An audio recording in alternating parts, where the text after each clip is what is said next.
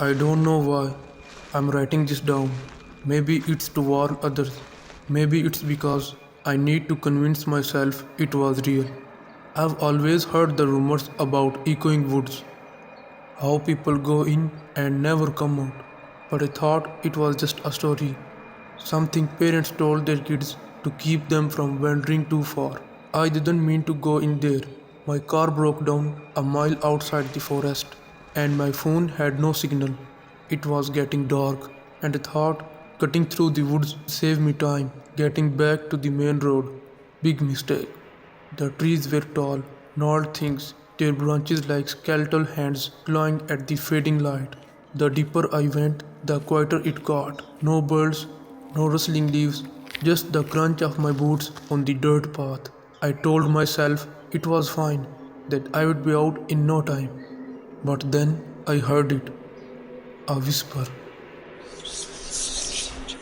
faint like a breath carried on the wind. Help me. I froze. It was close, but I couldn't see anyone. My mind raced. Could someone else be lost out here? Who's there? I called, my voice trembling. No reply, just silence, thicker than before. I took a step forward, and then I heard it again. This time, it was my voice. I laughed nervously, trying to shake off the unease, and kept walking. Shadows seemed to stretch and move, even though the moonlight barely pierced the canopy above. Then I saw it, a faint light in the distance. Relief washed over me. Maybe it was a house, or someone with a flashlight. I stumbled toward it, calling out, "Hello, I'm lost." My voice echoed back, "Hello, hello, I'm lost." But this time, it was ahead of me, where the light flickered. I stopped. Something was wrong. The whispers were louder now, overlapping like a chorus of my own voice. "Help me. Who's there? I'm lost." The light didn't flicker like a fire or a flashlight. It pulsed, irregular and faint, like a dying star. As I got closer, I saw it wasn't a light at all. It was a clearing filled with small glowing orbs hovering above the ground.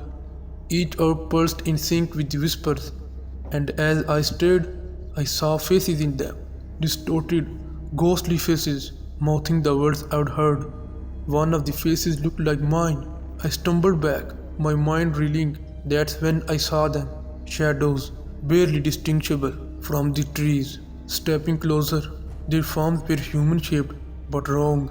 Too tall, too thin, their limbs bending unnaturally. They whispered in my voice, "Stay." I ran, branches clawed at my skin.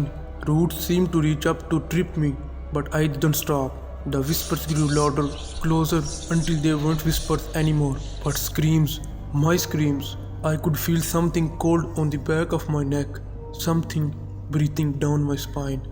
Finally, I saw it, a break in the trees, the faint glow of headlights on the road. I burst through the tree line, collapsing onto the asphalt, gasping for air. When I looked back, the forest was silent. No whispers, no shadows.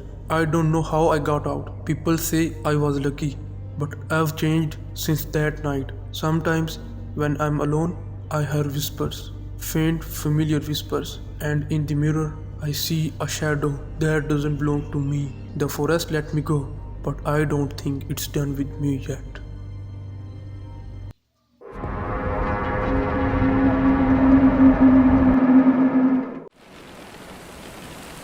It was a night I'll never forget, no matter how hard I try. I've been a rideshare driver for years, picking up all kinds of people, drunks, businessmen, tourists, you name it. But that night was different.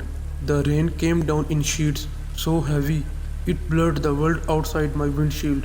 Most people weren't venturing out, which meant few rides for me. Just as I was about to call it quits, a notification popped up on my phone. A pickup, not far from where I'd parked to wait out the storm. The pickup location was small, barely visible in the rain. As I pulled up, I could just make out the figure of a person standing there.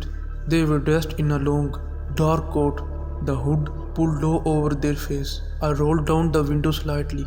"Are you Michael?" I asked, checking the name on the app. The figure nodded without a word, and climbed into the back seat. I caught a glimpse of pale hands gripping the edges of the coat, but their face remained hidden in the shadows. Where to? I asked, trying to sound friendly, though the silence was unsettling. The passenger's voice was low, almost a whisper. Just drive. I'll tell you where to turn. That wasn't unusual. Some people don't like sharing their address right away, but something about the way they said it sent a shiver down my spine. I started driving, the whisper struggling to keep up with the downpour. The passenger didn't say much at first, just gave vague directions. Turn left here, go straight, take the next right. Each turn took us deeper into the city and finally to a desolate area I didn't recognize. The houses here were old, crumbling, and overgrown with weeds. Most of them looked abandoned, their windows dark and lifeless. Are we close? I asked, my voice trembling slightly. Almost, the passenger replied. Their voice sounded different now, closer somehow, even though I hadn't seen them move. I glanced in the rear view mirror and my stomach dropped. The back seat was empty. I slammed on the brakes, my car skidding slightly on the wet road. My heart was pounding as I turned around to look. The seat was empty, but the door hadn't opened. No one had gotten out. A chill ran through me as I looked around. The rain was relentless, obscuring everything outside. I was alone, at least that's what I thought. Then I heard it, a faint tapping sound. It was coming from the back seat. My hands gripped the steering wheel as I slowly turned my head to look again. The passenger was there, sitting in the same spot, hood still low over their face. I didn't see you. I stammered, trying to make sense of what was happening. The passengers didn't respond. They just pointed to a house up ahead, a decrepit two-story building that looked like it hadn't been lived in for decades. Stop there, they said, their voice echoing unnaturally.